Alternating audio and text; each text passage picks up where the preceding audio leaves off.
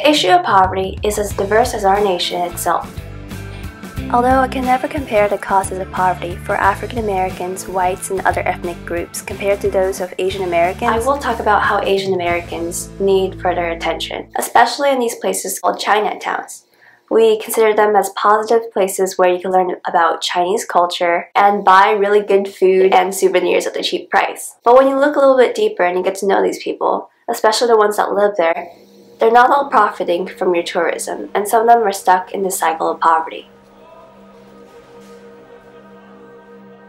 Because of this small minority myth, people tend to think of Asian Americans as this monolithic group, as people who are doing well economically and academically. And you can see further information in my video over here. When we look inside Chinatowns, we can see that people are suffering with the symptoms of poverty. They are living in homes that are way overcrowded. A single-tenant home or even a garage could be turned into a place for a family. As newly arrived immigrants don't know where to find housing and maybe don't have as many connections, they can end up in those homes until they advance economically and can afford to move out. But that brings up a second issue. In the process, many of these immigrants work in jobs where wages are super low.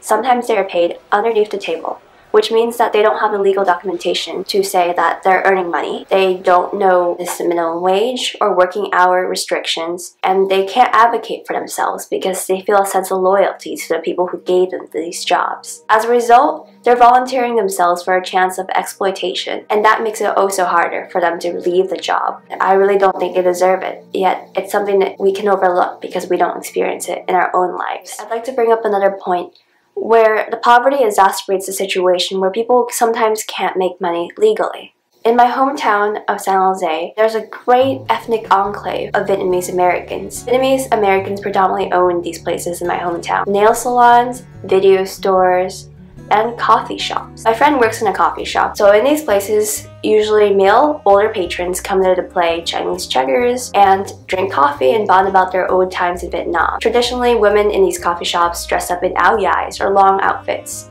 but the outfits have been now reduced to bikini tops and shorts. Legal advocates have said these women are not wearing enough, they need to cover up. In addition to that, sometimes these coffee shops can be places for prostitution, human trafficking, or even illegal gambling. Between the three, you can choose personally what is the worst to tackle. Brings me back to this point. There's a lot of untold stories about Bangladeshi, Hmongs, and Cambodians that I personally don't even know. You might not see poverty in your everyday life, but it does exist, and it definitely is real for Asian Americans.